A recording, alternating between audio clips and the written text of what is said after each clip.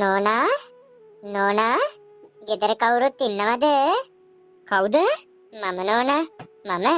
හා මෙයානේ. ආපු එක හොඳයි. ආපු එක හොඳයි. රෙදි කණ්ඩක් තියෙනවා හොදන්න. ඊයේ හවසත් මම අපේ මහත්තයාට කියලා ඔයා ගැන මතක් කරා.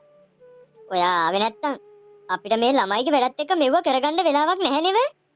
ඔයා පුදුම සහයෝගයක් දෙන්නේ අපිට මේ පැත්තෙන්. හොඳේ?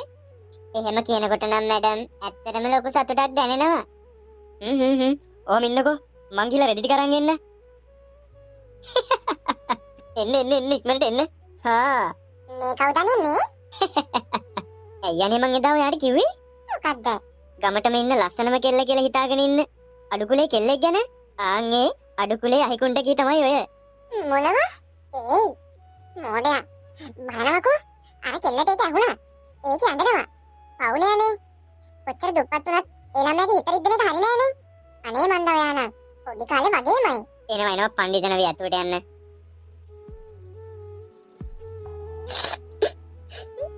දුප්පත්කම නිසානේ හැමදේම. මෙන්න. දෙන්න මැඩම්.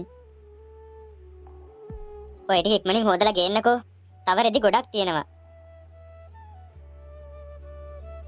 හොඳයි මැඩම්.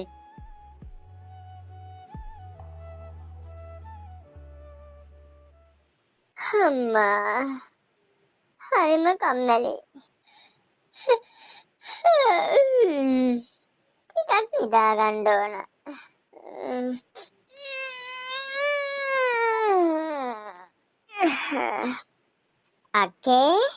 අක්කේ අපෝ නව මල කරදරේ. මොකද මට පොඩි උදව්වක් කරන්න පුළුවන්ද? මොකද්ද? අද මුළු ගමේම ඇවිද්දා. ගෙවල් ගොඩකට යන්න වුණා. හරිම මහන්සියි අක්කේ. කකුල් දෙක කඩා දාලා වගේ. ඉතින් මිනිස්සයෝ ඒක මට කියලා වැඩක් තියනවා අය. ගිහිල්ලා බෙහෙත් ටිකක් ගන්නවකෝ. අමාරු නම්. අනික ඔච්චර අමාරු නම් මොකටද ඔය ඇවිදින්නේ? තණ්හාව? අනේ අක්කේ. ඇයි ඔච්චර නපුරු වෙන්නේ? මම මෙහෙම ඇවිදින නිසානේ ඔයත් කාලා ඉඳලා ඉන්නේ. ඔන්න පටන් ගත්තා කුල කියන්න. කන්න දීලා කියවනවා. බැයි නම් කන්න නොදී ඉන්නවකෝ. මොකද්ද වෙන්න ඕනි කියනවකෝ. අක්කේ. අයියෝ ආයෙත් අක්කේ ගන්නවා. මොන මගුලක්ද මිනිස්සුયો. කියන්න තියෙන දේ එකවර කියනවකෝ. ඔයාට පුළුවන් ද අදට විතරක් උයන්න. අම්මා බඩගින්නේනේ. අද එකතු කරගත්තු රෙදි ටික ඔක්කොම හොදලා වේල ගන්නත් ඕන. මට හොදලා වේල ගන්න වෙලා මදි වෙනවා අක්කේ. උයන්න ගියොත් එහෙම අක්කට පුළුවන් නම් අදට විතරක් උයන්න. මොනවා?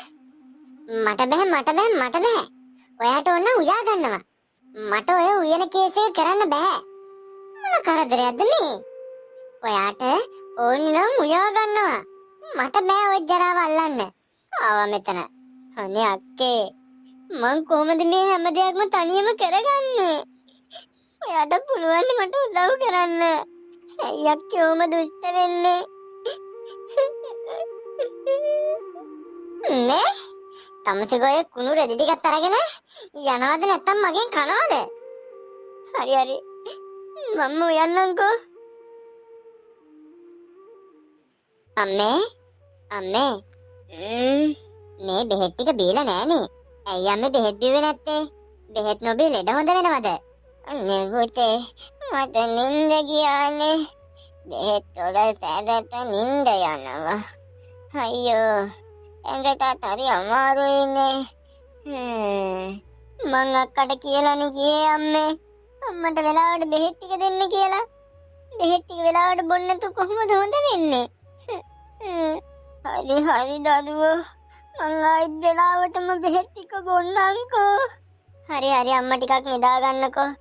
මං ගිහිල්ලා අම්මට කන්න මොනවා හරි හදන්නම්.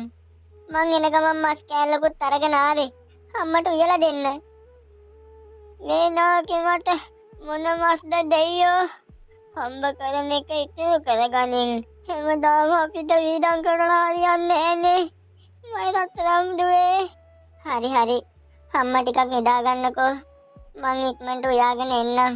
අම්මට කන්න. කාලා අපි බෙහෙත් ටික බොමු.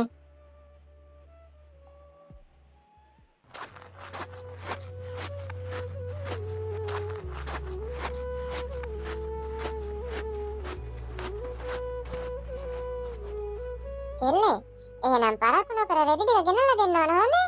හොඳයි මැඩම්. මම පුළුවන් තරම් ඉක්මනින් රෙදි ටික හොදලා වේලලා ගෙනල්ලා දෙන්නම්. හොඳයි. ඕක ඔලුවට තියාගෙන ඉන්නත් බෑනේ. එහෙනම් පරිස්සමට යන්න. හොඳයි මැඩම්. මොනවා? අක්කා රෙදි ටික අරන් දාලා නෑ නේද? දෙයි හාමුදුරුවනේ. කොහොමද රෙදි අයිතිකාරයන්ට මන් දැන් මුහුණ දෙන්නේ? අක්කේ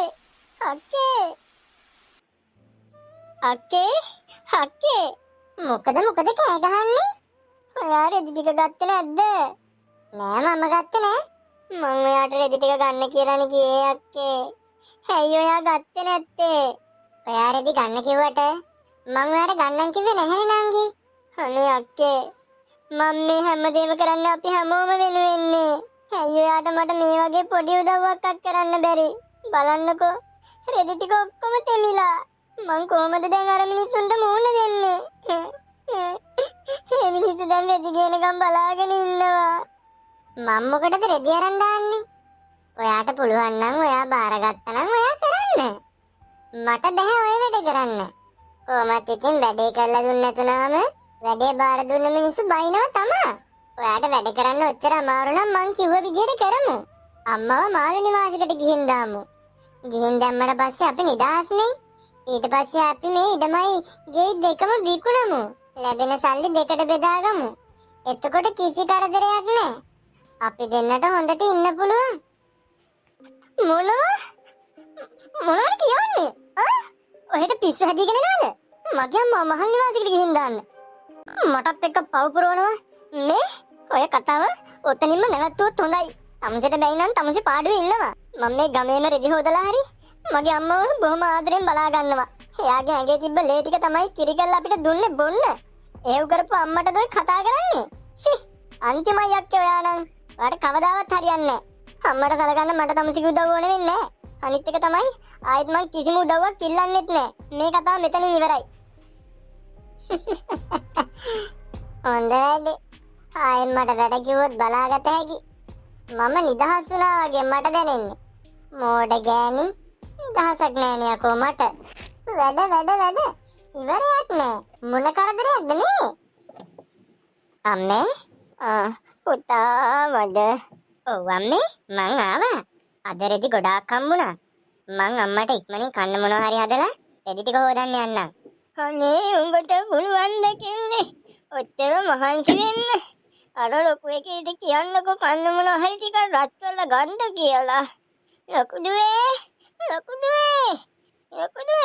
එහාට වරෙන්කෝ. මොන මල කරදරයක්ද මන් දන්නේ. අම්මට ඇදුවට මාරුවෙන් මාරුවට. ලොකු දේ.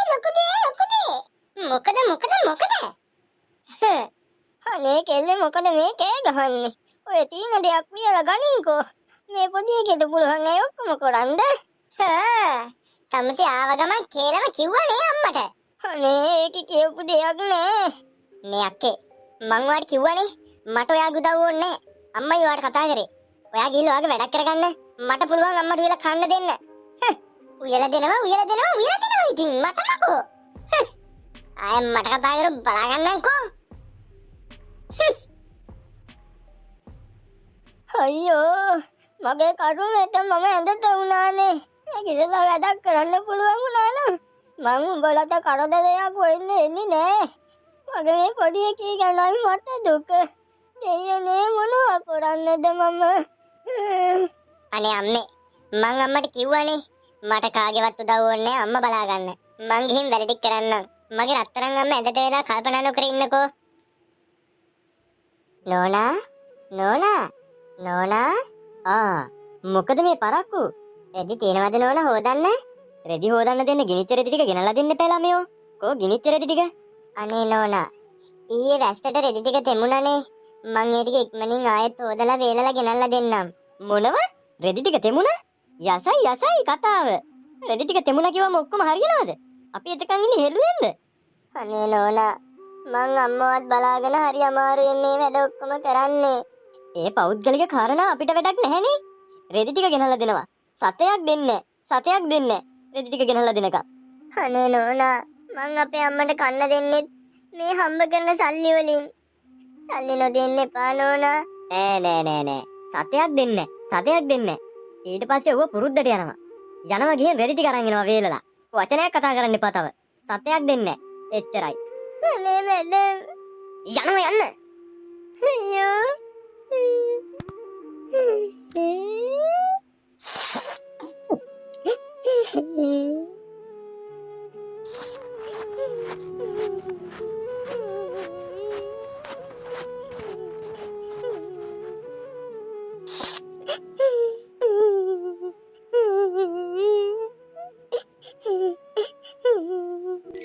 ඇයි මේ දරුවා මේ අඬ අඬා යන්නේ? කවුද? ඔබතුමා කවුද? මම තමයි මෙහි වැඩ සිටින සාමිතුමා. ඇයි මේ දරුවා මේ අඬන්නේ? අනේ තාපසතුමනි, මම අහිංසක රෙදි හොදන්නියක්. මම ගොඩාක් මහන්සි වෙලා වැඩ කරනවා. කිසිම වෙලාවක මගේ අතින් වැරද්දක් නොවෙන්නයි මම වැඩ කරන්නේ. ඉතින් මේ දරුවා ඇයි අඬන්නේ? මම ඊ හොදපු රෙදි වැස්සට තෙමිලා. ඒ රෙදි වෙනුවෙන් මට මුදලක් ලැබුණේ නෑ සාමිතුමනි. මගේ මව අසනීපෙන්. ඇයව බලාගන්න මට මුදල් අවශ්‍යයි සාමිතුමනි. ඔබ ගොඩක් මහන්සි වෙලා වැඩ කරන බව පේනවා. ඒ විතරක් නෙවෙයි. ඔබ කරුණාවන්ත නිහතමානී කෙනෙක් කියලාත් මම දන්නවා. මම ඔබ වෙනුවෙන් මේ බේසම ලබා දෙන්නම්. ඒ උපයෝගී කරගෙන ඔබගේ වැඩ කටයුතු කරන්න. එහෙමයි තාපසතුමනි. ඔබට ගොඩාක් පිං.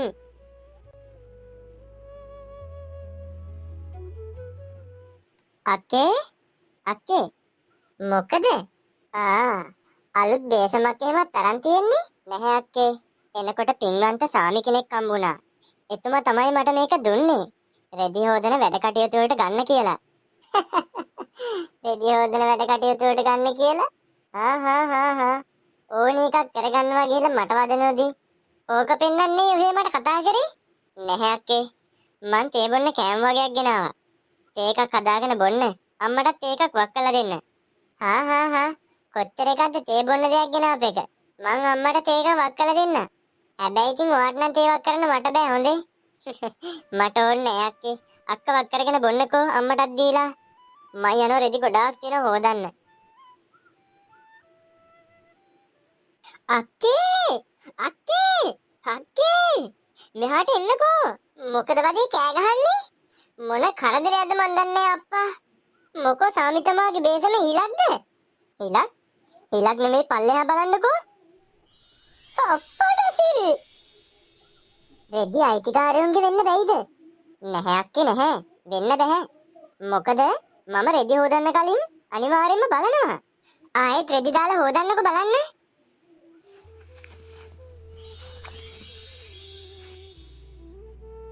මේ රෙදි හොදන්න කාසි මතුවෙනවා. අනේ දෙවියනේ. දෙවියන්ට ස්තුති වේවා. ආයෙත් මම දුක් විඳින්න ඕනි නෑ. දෙවියන්ට ස්තුති වේවා. දෙනවා මෙහාට ඔය බේසම. ඕක අද ඉඳන් මගේ. අනේ අක්කේ. බේසම මටනේ හම්බුනේ. ඇයි ඔයා උත්තර දුෂ්ට වෙන්නේ? බේසම මගේ. මටනේ දුන්නේ ඒක. ඒ ඔයාට හම්බුණානේ.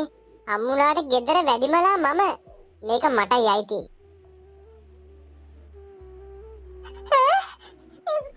කෝ බේසම? මේ තියෙන්නේ බේසම? ඇයි මට අල්ලන්න බැරි? බලමුකෝ.